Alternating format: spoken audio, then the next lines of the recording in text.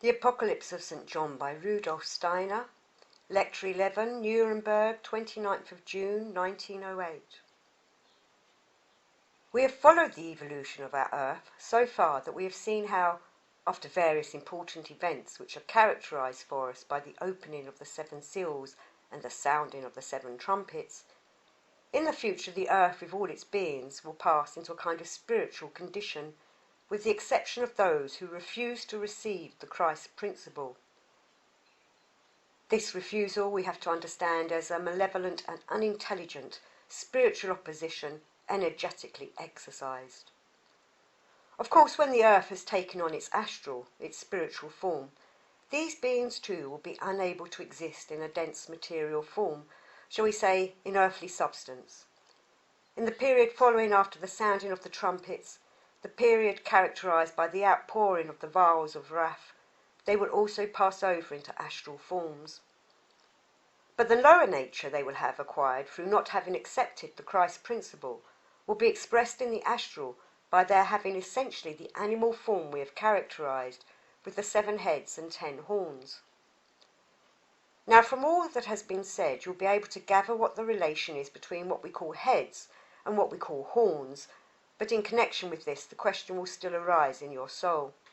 Why is it that just certain organs which appear in the physical body are called horns? Why does one designate as horns the physical organs and their vestiges in the astral when the earth shall have become astral? It can be easily understood that those who have not taken up the principle of Christ must fall back again into the condition in which man was before he could partake of the Christ principle. Man was formerly a non-individual being with a group soul, and we have seen that during the first 4 ages of the Atlantean epoch he was furnished with the group souls which are correctly symbolized by the lion, bull, eagle and man-like heads, the last being conceived of as an animal head.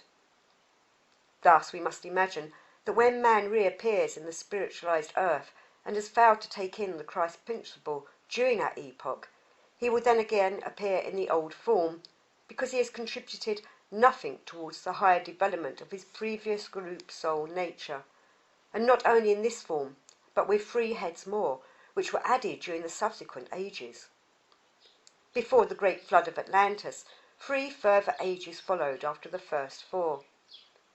In these 3 ages, those who later received the Christ principle also had, in a certain way, the possibility of taking up 3 further group soul heads, but they have transformed them. They have raised the animal nature in man to a higher stage. They appear in a spiritualized form when the earth is spiritualized. The others who have rejected the Christ impulse will appear with 7 heads, because there were before the flood 7 ages during which the animal nature was developed. And because in the last 3 Atlantean ages bisexuality reigned in contradistinction to the first 4, each head, so to speak, appears with 2 possibilities towards the animal nature, with male and female possibilities, so that in these 3 later ages each head appears with 2 horns, that is, man with 10 horns altogether. Someone might now say, I quite understand that those who do not work upon themselves so as to strip off the form which they have and lift it up to the human will reappear in the animal form, but I do not understand why horns are spoken of. It is quite comprehensible when heads are spoken of, but why horns? I will now explain why one not only speaks of horns, but must speak of them. The expression is not merely to be understood symbolically, it is reality. Those who fail to take up the Christ principle into themselves will actually appear in astral form also, but because they have so shaped their instincts that they have held fast, so to speak, to the animal group soul, the corresponding instincts appear in the astral body, which men will then have in the form of horn-like protuberances. It is an actual form. I will explain by means of a single organ how it comes about that the man who does not receive the Christ principle will actually appear with horns when the earth has become spiritualized. Take the organ of the human larynx and the windpipe. You are continually breathing air in and out through this windpipe. This is an activity which man exercises. In a person who spiritualizes himself, this activity is in the service of the spiritual, but in one who does not incline towards the Christ principle, it takes on the character of the old forces belonging to the 7 heads. Suppose we illustrate it in this way. The air continually passes in through the larynx from outside, but you know that the astral body of man surrounds him. The stream of air which passes in will always be in connection with the astral. Now, when the earth is spiritualized, it can be seen whether the breathing of a man was the servant of the Christ principle. If it was the servant of the Christ principle, it loses the form adapted to the present body. Man himself has the power to transform everything which is astral into a higher spiritualized form. If he does not take up the Christ principle, he is unable to draw out of this fleshy form what is suited to it. And the consequence is that after the fleshy form has fallen away and disappeared, after the physical larynx has gone, this form of the astral body remains, which continuously pokes its way into the larynx with the breath. The form remains in the shape of a horn. Wherever the external astral forces go in and out of man, they remain adapted to the preceding animal form when man passes over into the astral form. That is, he then appears with true astral horns. These are actual astral shapes. They correspond exactly to the penetration of the astral substantiality during earth life. These pictures do not present random symbols. They present the true form of what will one day appear. This must be clearly understood.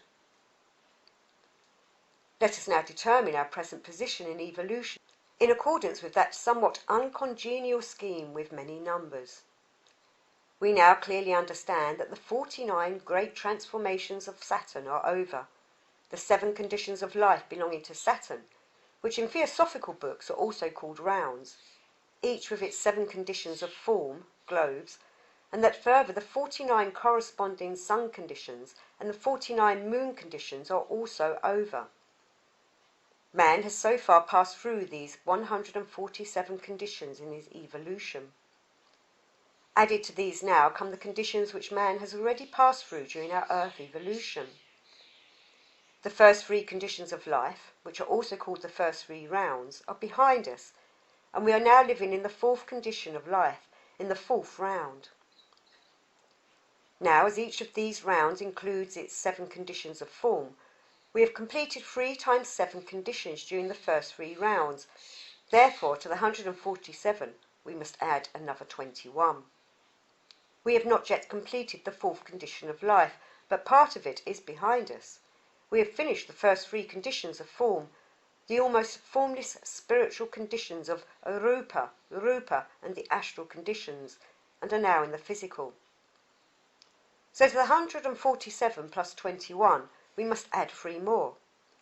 Thus we have completed 171 conditions of form out of the 343 of the 7 planets.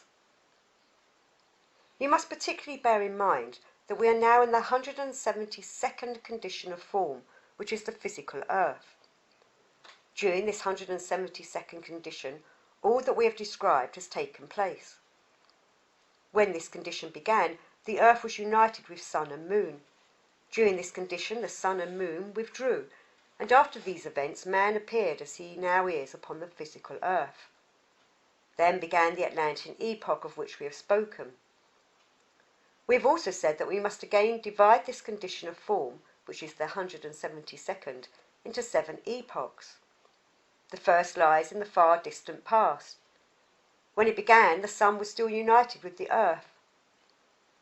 Somewhat figuratively, we have grown accustomed to calling this epoch the Polarian race of mankind. It is difficult to form any idea of this epoch. Then, during the withdrawal of the sun, comes the race of the Hyborians. Then, during the exit of the moon, a third, the so-called Lemurian race of mankind. The 4th epoch within the 172nd condition of form is the Atlantean race. The 5th is the one in which we are living. Following the 4th was the Great Atlantean Flood. After our own will follow the epoch expressed in the Apocalypse of John by the 7 seals, and then comes the one typified by the 7 trumpets. Now we know that each of these 7 epochs is again divided into 7 ages. Our own epoch, the fifth within the 172nd condition of form, is divided into the ancient Indian age of culture, the ancient Persian, the Syrian, Babylonian, Chaldean, Egyptian, Jewish, the Greco-Latin, our own, a sixth and then a seventh age of culture. Then follows the great war of all against all. The succeeding epoch is again divided into 7 parts, expressed by the 7 seals, and the epoch expressed by the 7 trumpets is again divided into 7 parts. If you now consider the 171 conditions of form will be added to those that have already passed, you would have 342. One more added to this gives 343, but we are living in this one. It stands in the middle. Someone might now say, it is really a very wonderful thing that we have the good fortune to be living exactly in the middle of evolution. This must indeed seem a curious fact to those who do not reflect further upon it, that we are living in the middle of evolution. But to one who understands the whole matter, it is by no means strange. It is no more wonderful than if someone, standing in an open field in level country, where he sees equally far behind and in front, finds himself in the middle of a field of vision. If he goes some distance further, he again sees equally far behind and in front. There would be entirely different conditions in evolution if we were to take our stand at another point. We are always in the middle. Man can always see equally far behind him and before him, even with the highest spiritual vision. Something else might perhaps strike one. Someone might say, how is it that you do not say that we are exactly in the middle in other respects? For here is something that does not quite fall in line. We are in the 172nd condition of form. The exact middle will be in the 4th epoch of this, but we are now in the 5th, that is, somewhat beyond the middle. This does not exactly agree with the statement that we are actually in the middle. Underlying this there is a remarkable fact. You may understand it by a comparison. If you comprehend this clearly, you will see that it is an important fact. It is really the case that in regard to the great main conditions we are in the middle, but in regard to the conditions which concern us immediately, we stand somewhat beyond the middle. Why is this? Imagine you are travelling through very level country in a special railway carriage from which you can have a clear view in every direction. Suppose you are able to do this for some length of time. You have a perfectly clear view. And if at any one point in your journey you could rapidly make a sketch of the whole of the surroundings, this picture would be absolutely circular. There is only one case in which this would not be so. Imagine you are sitting in the rapidly moving train and you note the picture you see before you. At this moment you fall asleep and travel for a time while sleeping. During this time you are unaware of the way in which the picture is changing. You awake. Imagine that at this moment the picture you saw on going to sleep quickly rises again. It does not now agree. The reason is that you have been asleep for a certain length of time. Your picture does not coincide with the view, which is equal in every direction, for there is in addition the part you have slept through. Let us now ask, is it perhaps the case that man has slept from the middle of his evolution up to our age? It might be explicable to us that the picture would have to agree up to that point. Now, as we have come beyond the middle, it would be possible, if we have slept, that the picture may have shifted a little. Has man been asleep? In the occult sense, mankind has been asleep since the middle of the Atlantean epoch, because that was the time when the whole human race, as such, lost the ancient dim clairvoyance. From the spiritual point of view, man sinks as if into a state of sleep. He begins to turn his attention to the sense world, and thus from the point of view of the spiritual world, passes into a state of sleep. And only when he has regained the higher vision will he have a free view, so to speak, in every direction. There will then no longer be this shift of evolution. There will be the same distance behind and in front. Since the middle of the Atlantean epoch, man has in fact been asleep by reason of his being unable as a normal human being to participate in the sight of the spiritual worlds.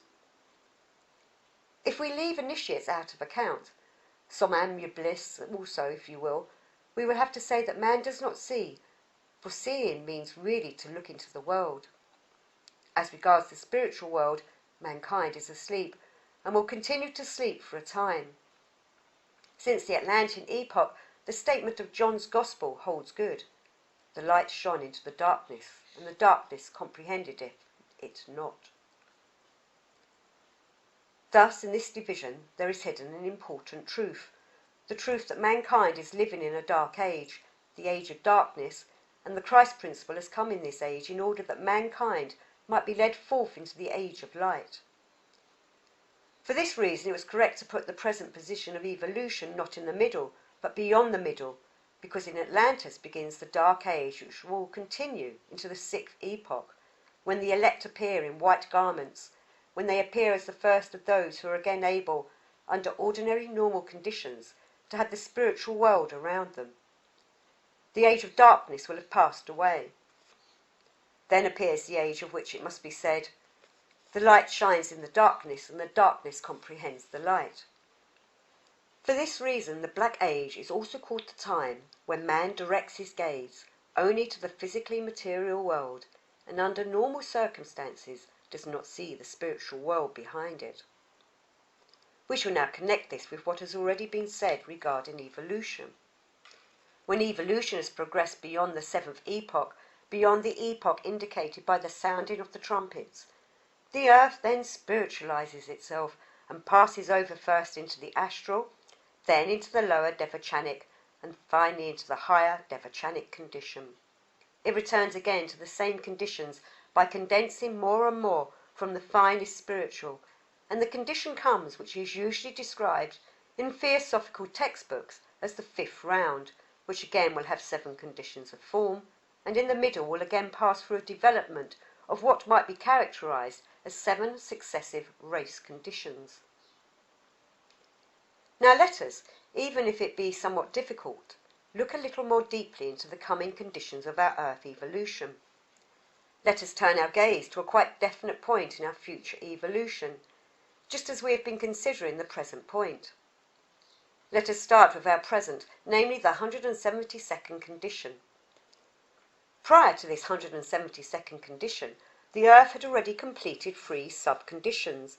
The 172nd condition is the earth itself.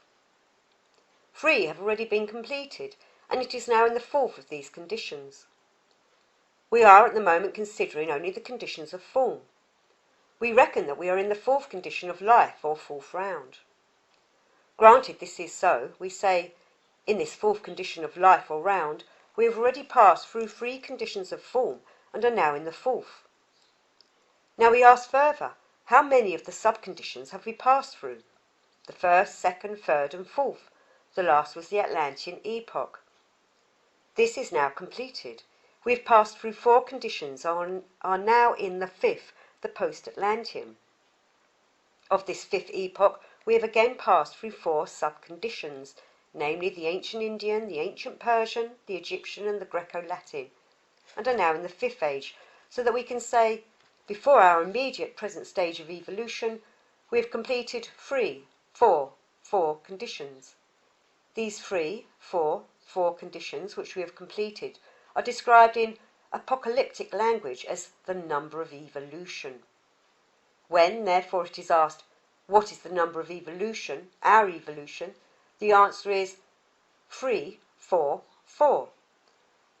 This is not read according to the system of 10, but according to the system of 7.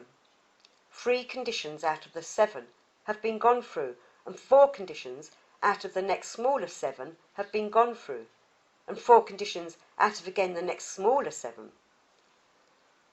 That is what is really meant by 3, 4, 4. One must not simply read it off like other numbers, but it contains, written side by side, the number of conditions passed through. Now let us think of the following. When the earth is spiritualized and has developed to its next conditions, then more and more stages will have been gone through. And the time must come when 6 conditions of the first kind, 6 of the second, and 6 of the third will have been passed through. Just as we have 3, 4, 4 as the number of evolution, in the future, when 6 conditions of life, 6 fundamental races, and 6 sub-races have been gone through, the number 666 will apply, read in the manner described, which is the method used by the writer of the Apocalypse. Thus a time will come when the number 666 is the number of evolution. This will only be in a very distant future, but this future is already being prepared at the present time. 3 great main conditions have been completed, and we are now living in the 4th. But when the time indicated by the 7 seals has passed, when we have reached the great war of all against all, we shall have gone through 6 of the middle kind. When the first trumpet sounds, we shall have passed through 6 such main races, and when the first 6 trumpets are over, we shall have experienced 666. Up to then, mankind will have had the opportunity to prepare for the terrible time which will follow much later, when not only 666, but 666 will be reached. All that lies in the future is already being prepared now. The time that will come after the war of all against all, the time when the 7th trumpet sounds, will see men who, through having excluded themselves from the Christ principle, will have attained a high degree of evil, of the tendency to sink into the abyss. By then, these men will have seen to it that when the point of our time 666 comes, they will be able to descend very deeply into evil, into the abyss. Men will have taken into themselves already in the period after the great war of all against all, when the 7th trumpet sounds, the germs of this descent into the abyss in the far distant future.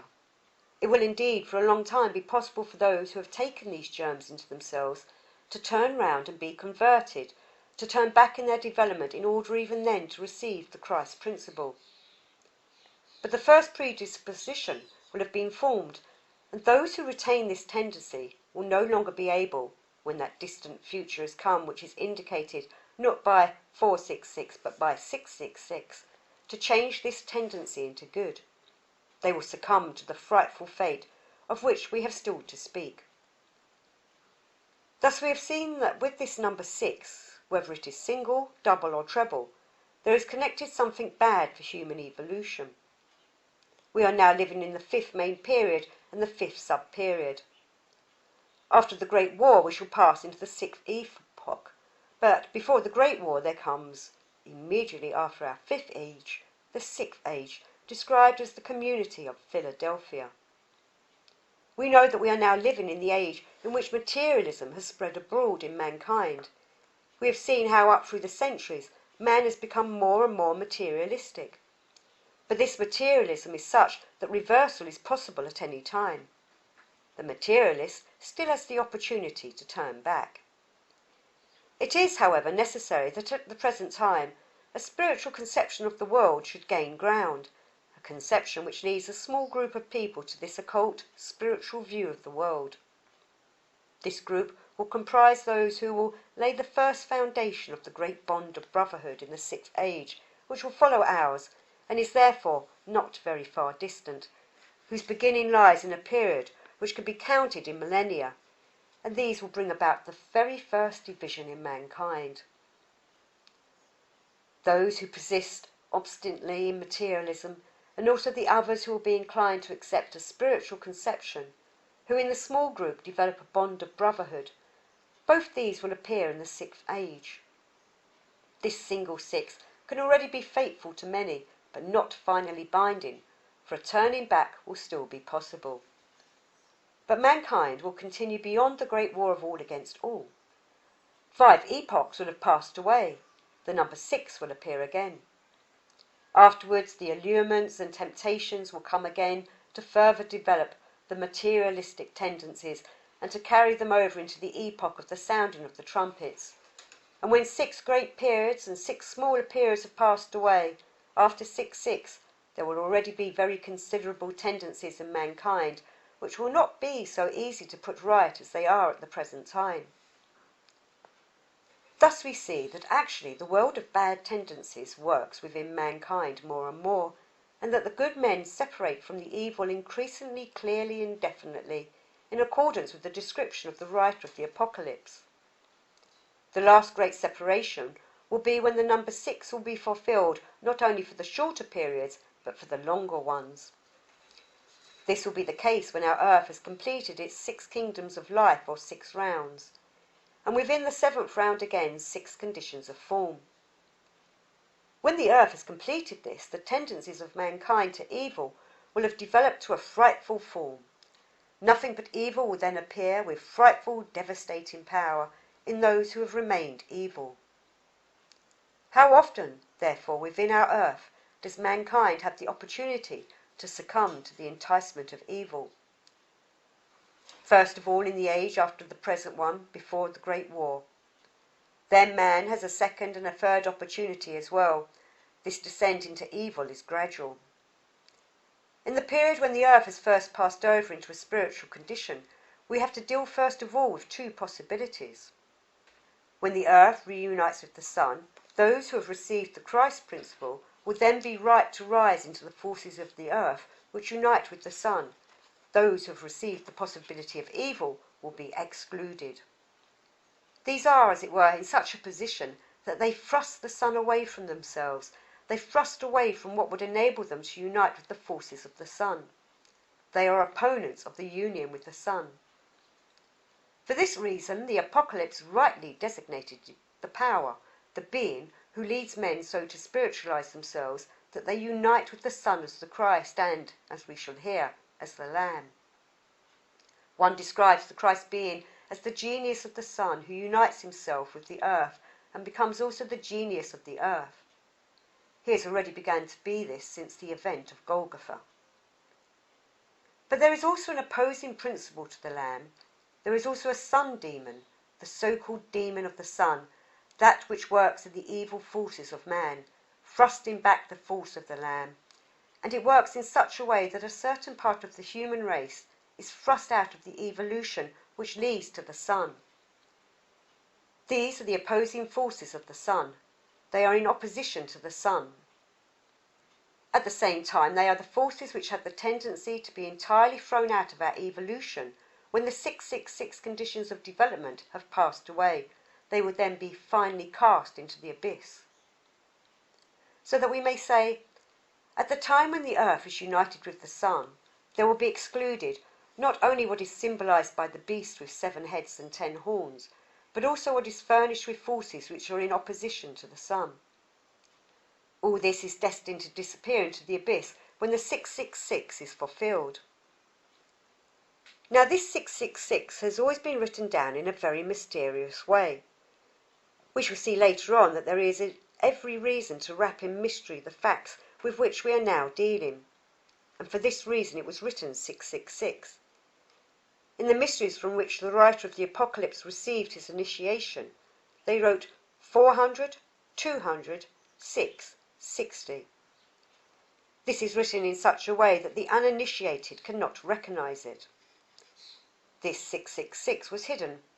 It was to remain a secret through having 400, 200, 6, 60. By transposing everything, an illusion is produced. Now, in the kind of writing used by the initiates, there is a certain principle which consists in letters being expressed by corresponding numbers. Several of the remarkable people who in the course of the 19th century wished to unravel the mystery of the number 666 hit on this principle of expressing letters by numbers, but they came upon it in such a way that one can say they heard sounds indeed, but not in unison. For they acquired in an unclear way what I have now explained, and what has always been taught esoterically. They found out that when one sets letters of the Hebrew alphabet in place of these numbers, the result is Nero. Thus they concluded that 666 signifies Nero. This is not the case. 666 must first be written, 400, 200, 6, 60, and then one can arrive at the meaning. Then one must write 400 as Tef, 200 as Resh, 6 as Wa, and 60 as Samek. These 4 letters express the 4 numbers 400, 200, 6, 60. In a wonderful way they have been drawn into this mystery, wonderful through the ingenuity of those who have drawn them in, because at the same time the sounds of these 4 letters had a special occult significance. What must the number 666 actually mean if it is to express what we have explained? It must mean the principle which leads man to complete hardening in external physical life, so that he thrusts from himself just what would enable him to strip off the lower principles and to rise to the higher. What man has obtained as physical body, etheric body, astral body, and lower ego before it rises higher, these four principles are at the same time expressed by these four letters, by Samek, the physical body, Ba, the etheric body, Resh, the astral body, and Tau, the lower ego.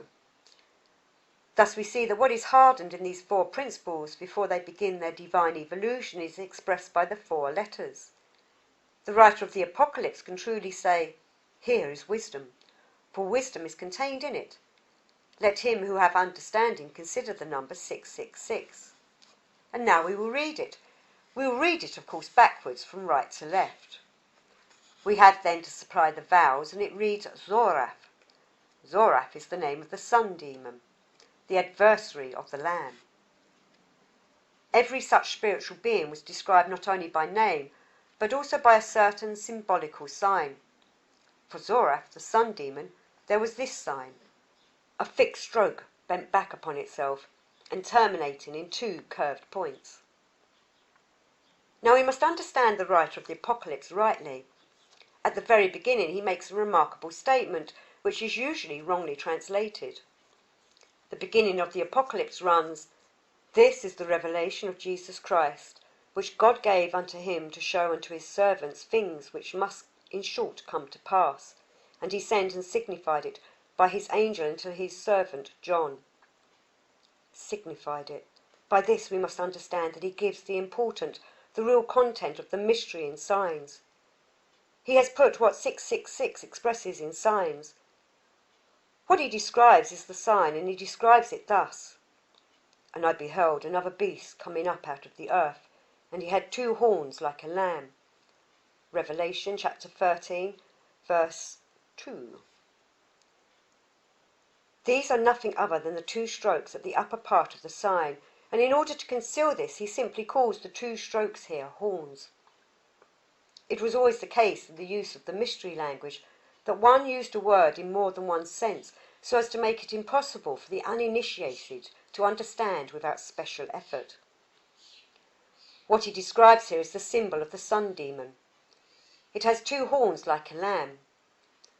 In the mystery language this is expressed by the word Zoraf, and this, if we convert the several letters into their numbers, is expressed by the four numbers 400, 200, 6 and 60. This is a very veiled way of expressing 666. Thus we see that the writer of the Apocalypse is referring to the adversary of the Lamb. When the earth passes over into the spiritual, the forms of men appear below in such a way that they receive their old animal form. The beast with the 7 heads and 10 horns appears, but there also appears their seducer, the adversary of Christ, who has the great power to prevent their returning to the sun. Man himself cannot be the adversary of Christ. He can only let slip the opportunity to take the Christ principle into himself through what dwells in him as false power, but there is such an adversary, the sun demon. He appears as soon as there is something that can become his prey. Before the prey is there, before the men are there with the 7 heads and 10 horns, there is nothing to lead astray. The tempter has nothing to seek there. But when men appear with such inclinations, then comes the tempter, and he appears as the second beast and seduces them.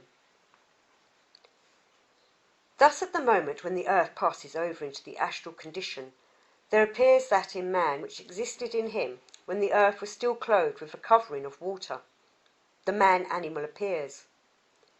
From the water one sees the beast with 7 heads and 10 horns raise itself. Through this man animal having left the earth unused, Zoraf, the adversary of the sun, the tempter, can now arise out of the earth. Through this he can approach man and tear him down with all his might into the abyss. Thus from this time on we see a being clinging to man, which has a fearful power. What then does this being do in order to lead man into the most horrible things one can think of? for man to be led into mere immorality, such as he is already known to normal man. This monster, which appears as the sun demon, is not needed. Only when what in a good sense distinguishes the beings who bring salvation to mankind, only when spiritual eminence is turned to its opposite, only when spiritual power is placed in the service of the lower ego principle, can it bring mankind to the point when the beast represented with two horns gains power over man. The misuse of spiritual forces is connected with that seductive power of the beast with the two horns. And we call this abuse of spiritual power black magic, in contradistinction to its right use, which we call white magic. Thus, through the split in mankind, there is prepared the power to attain greater and greater spiritual conditions on the one hand, and thereby to obtain the use of the spiritual forces and arrive at white magic, while on the other hand, abuse of spiritual forces is a preparation for the most fearful kind of power of the two-horned beast, black magic. Mankind will finally be divided into beings who practice white magic and those who practice black magic. Thus, in the mystery of 666, or Zoraf, is hidden the secret of black magic and the tempter to black magic, that most fearful crime in earth evolution, with which no other crimes can be compared. This seducer is represented by the writer of the Apocalypse as the two-horned beast. Thus there appears in our horizon, so to speak, the division of mankind in the far distant future, the chosen of Christ, who finally will be the white magicians, and the adversaries, the terrible wizards, the black magicians, who cannot escape from matter, and whom the writer of the Apocalypse describes as those who commit prostitution with matter. Hence this whole practice of black magic, the marriage which takes place between man and the hardening in matter, is presented to him in his spiritual vision as the great Babylon, the community made up of all those who carry on black magic. In the fruitful marriage, or rather the concubinage, between man and the forces of deteriorated matter. And thus in the far future we see two powers confronting each other. On the one hand those who swell the population of the great Babylon, and on the other hand those who rise above matter, who as man unite with the principle represented as the Lamb. We see how on the one hand the blackest ones segregate themselves in Babylon, led by all the forces opposing the sun, by Zoraf the two-horned beast, and we see those who have developed from the elect, who unite with Christ, or the Lamb, who appears to them, the marriage of the Lamb on the one hand, and that of Babylon, the perishing Babylon, on the other. We see Babylon descend into the abyss, and the elect, who have celebrated the marriage with the Lamb, rise to the exercise of the forces of white magic. And as they not only recognize the spiritual forces, but also understand how to operate them magically, they are able to prepare what they possess in the earth for the next planetary incarnation, Jupiter.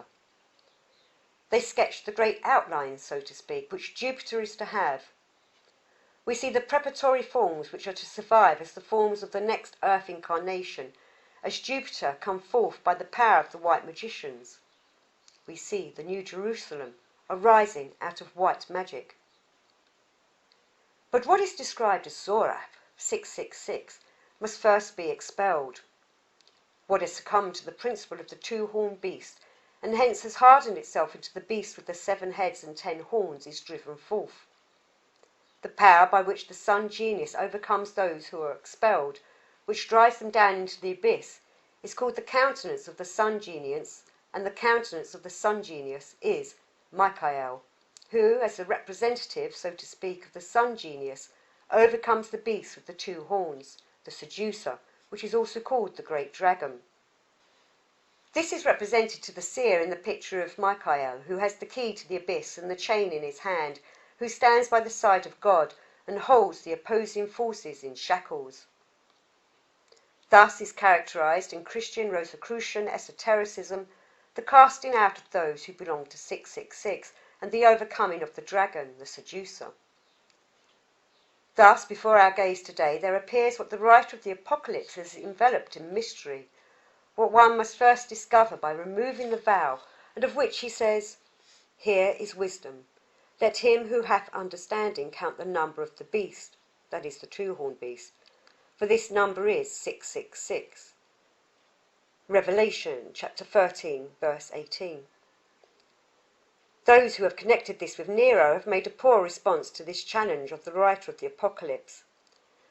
For you see from what cosmic depths the wisdom must be drawn which leads to the explanation of the number 666. Although today you may have had to make efforts to rise to a characterization of this moment, you must not forget that understanding the deepest mysteries calls for effort. And the apocalyptist has vowed these deepest mysteries of cosmic evolution. He has vowed them because it is good for man that the most important mysteries should be expressed in signs. For apart from all the rest, through the powers exercised to decipher the signs is gained much of what at the same time lifts us up to the good powers themselves. Let us not be cast down because we have to wend our way through a scheme of numbers. If you had had to grasp what was given secretly in the ancient schools in such numbers, before anything else was given, you would have had to go through very much more. There the pupils were obliged to be silent for a long time and quietly listen when nothing but numbers, 777, 666, and so on, were explained again and again, at first in their formal meaning, and only when they had grasped this meaning were they allowed to know their actual significance.